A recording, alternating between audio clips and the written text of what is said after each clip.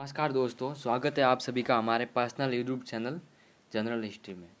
तो दोस्तों, आज इस वीडियो में मैं लेके आया हूँ इतिहास जानने के स्रोत। दोस्तों, वर्तमान में हम प्राचीन काल, मध्यकाल, आधुनिक काल के इतिहास को जान सकते हैं। इतिहास को जानने के लिए हमें कई प्रकार के शिलालेख, ग्रंथ, मूर्तियाँ, मंदिर लेख, प्राचीन कृतियाँ आदि से हम इतिहास के बारे में जान सकते हैं। पिछले वीडियो में मैंने इतना कुछ खास नहीं बताया था, इसलिए मैं आपके लिए इसी विषय पर एक नया वीडियो लेके आया हूँ। दोस्तों, इस वीडियो को एक सेकंड भी स्क्रॉल मत करना, क्योंकि इस वीडियो को आप देखेंगे तभी आपके समझ में आएगा। प्रिय दोस्तों, मैं हूँ हमारे प्रयास और चलिए वीडियो को शुरू करते हैं। प्राचीन काल के इतिहास के अध्ययन से हमें सभ्यता के कर्मिक ज्ञान का ज्ञान होता है। इतिहास जानने के अनेक स्रोत हैं, लेकिन इसमें जो मुख्यतः स्रोत है उनको दो भागों में विभाजित किया है। एक है पुरातात्विक और दूसरा है साहित्यिक स्रोत।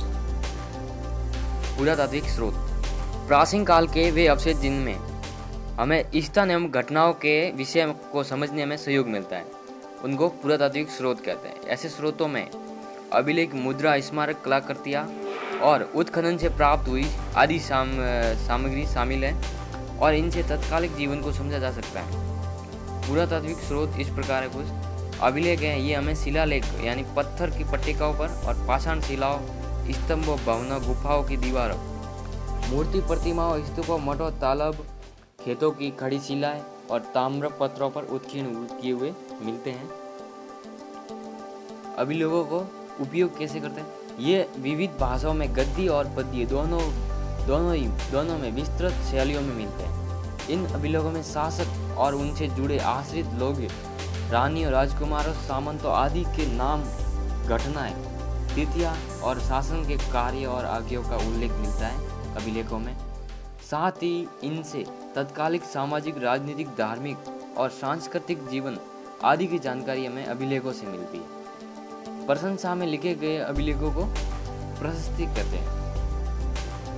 अब स्मारक राजस्थान के कई विभिन्न स्मारकों में सबसे ज़्यादा महत्वपूर्ण है वो दुर्ग है। इनमें चित्तौड़ है, जालोर, गागरों, रणथंभौर, आमेर और मेहरानगढ़, तारागढ़, कुंभलगढ़ आदि दुर्ग बहुत ही महत्वपूर्ण है। और इनके अलावा भवन, राजप्रसाद महल, सार्वजनिक भवन और स्नानागार, जनसाधारण के घर, विहार, मठ, साहित्य, स्तूप, मंदिर, समाधि और बावड़ी, कुएं आदि भी स्मारक हैं। ये हमें तत्कालिक स्थापत्य कला, धार्मिक विश्वास, उपासना पद्धति, मनुष्य की चेतना और समृद्धि का ज्ञान भी करवाते हैं। फिर मुद्राओं और सिक्कों, छापों या प्रतीकों से किसी भी काल की विशेष जानकारी, धार्मिक, राजनीतिक, आर्थिक स्थिति का पता लगता है। मुद्राओं पर अंकित जो होते चिन्ह, भाषा, लिपि, सन, शब्द आदि नाम आदि सहित धातु की शुद्धता, नापतोल आदि से हमें उस समय की समृद्ध जानकारी का ज्ञान होता है। सिक्के राज्य व शासक की शक्ति के सूचक भी होते हैं। बर्तन और कलाकृतियाँ, उत्खनन से हमें तत्कालिक बर्तन आदि कलाकृतियाँ प्राप्त हुई हैं। कलाकारी में बर्तन पर चित्रण, खंभों पर खुदाई और किवाड़ों पर ग्वाक्स यानी गोखड़ों की कारीगरी आदि भी देखने में आती है।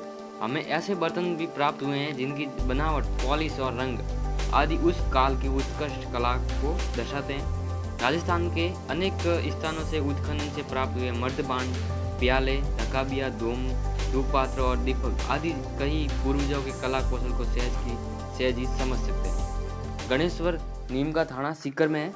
ये संस्कृति के अवशेष जोधपुर, जयपुर एवं नौ भरतपुर से प्राप्त काले एवं लाल मर्दबांड, आहड़ व गिलुंड से प्राप्त हैं। प्रस्तर, फलक आदि में कला कौशल देखा जा सकता है। फिर ताम्रपत्र है। तांबे के छोटे छोटे पत्रों पर खोदे गए अभिलेखों को ताम्रपत्र कहा जाता है। दान पुण्य से संबंधित होने से इन्हें दान पत्र भी कहा जाता है। इनसे हमें शासक, काल, भाषा, धर्म और भूमि के प्रकार, नापतोल, दाहन के प्रकार आदि का पता हमें चल सकता है। अब साहित्यिक स्रोत में बता रहा हूँ, जिनसे भी साहित्यिक स्रोतों से हम इतिहास का पता लगा सकते हैं। इतिहास जानने में साहित्य की भूमिका बहुत ही महत्वपूर्ण है। संस्कृत, हिंदी, राजस्थानी, उर्दू, फारसी में लिखे गए साहित्य प्रचुरता के साथ मिलते हैं। राजस्थान के प्राचीन इतिहास को जानने में वेद, पुराण, रामायण, महाभारत, बौद्ध एवं जैन ग्रंथों से हमें सहायता मिलती है। 12वीं शताब्दी के उत्तरार्ध यानी बाद में जैन ने लिखी है पृथ्वीराज विजय और ये एक महाकाव्य है। जो सुहानों की उपलब्धियों का वर्णन मिलता है पृथ्वीराज विजय में। नयनचंद्र की है आमिर महाकाव्य, इसमें भी सुहानों के इतिहास के साथ साथ अलाउद्दीन खिलजी की रणथंबोर विजय और उस समय की सामाजिक धार्मिक स्थिति की भी जानकारी उस महाकाव्य से हमें मिलती है। राजस्थानी साहित्य में पृथ्वीराज रासो है असलदास खींची की वसनिका है। पद्मनाथ द्वारा कानरदेव प्रबंध लिखा गया है। बीकानेर के दलपत सिंह द्वारा लिखा गया है दलपत विलास। खेड़िया जग्गा द्वारा लिखा गया है वसनिका आदि विशेष उल्लेखनीय महाकाव्य हैं जिनसे हमें इतिहास की जानकारी मिलती है।